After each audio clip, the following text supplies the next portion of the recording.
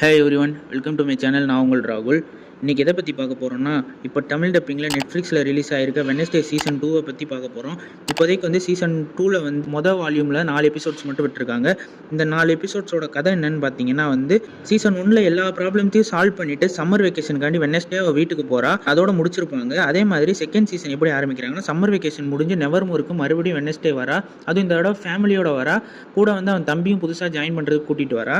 அதுக்கப்புறமேட்டு பார்த்தீங்கன்னா, அவளுக்கு வந்து நிறையா பாப்புலாரிட்டி, நிறையா பேர் ஃபோட்டோஸ், ஆட்டோகிராஃப்லாம் வாங்குறாங்க. அது எதுக்குன்னு பார்த்தீங்கன்னா, போன சீசனில் வந்து எல்லாத்தையும் ப்ராப்ளம்ஸ் எல்லாம் சால்வ் பண்ணதுனால இந்த தடவை அவளுக்கு கொஞ்சம் பாப்புலாரிட்டி அதிகமாகிடுச்சு. அது சுத்தமாக அவளுக்கு பிடிக்கல. அது ஒரு பக்கம் இருக்க, இன்னொரு சைடு பார்த்தீங்கன்னா வந்து தொடர்ந்து கொலை நடக்குது. ஒரு சைக்கோ கொலை பண்ணுறான். இவளுக்கு வந்து ஏற்கனவே வெட்னஸ்டேக்கு வந்து வார்னிங் வருது.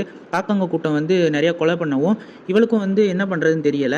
அதுக்கு பின்னாடி யார் இருக்கா, எதுக்காண்டி கொலையெல்லாம் நடக்குது, அது ஒரு சைடு கதை போயிட்டு இருக்கும். இன்னொரு சைடு பார்த்தீங்கன்னா, தம்பி வேற ஒரு ஸ்கெலிட்டலை வந்து ஓப்பன் பண்ணி விட்றான், ஜாம்பிஸை கிளப்பி விட்ருவான். அது ஒரு சைடு கதை போய்கிட்டு இருக்கும். இந்த மாதிரி வந்து நிறைய பிராண்ட் ஸ்டோரிஸும் உள்ள நடக்குது. இதுக்கெல்லாம் வந்து இப்போதைக்கு இந்த 4 எபிசோட்ஸில் கடைசியில் முடிக்கும் போது வெட்னஸ்டேக்கு என்ன ஆச்சுன்றதோட தான் முடிப்பாங்க. பேலன்ஸ் 4 எபிசோட்ஸ் வந்தால் தான் தெரியும். பேலன்ஸ் 4 எபிசோட் வந்து செப்டம்பர் 3 வந்து ப்ரீமியர் பண்ணுறாங்க. இப்போதைக்கு இதோட தான் முடிஞ்சிருக்கு. அடுத்து என்ன நடக்கும் அப்படின்றத வந்து ஃபேண்டசி, த்ரில்லர் எல்லாத்தையும் கலந்து வந்து வெட்னஸ்டேல இந்த 4 எபிசோட்ஸில் காமிச்சிருக்காங்க.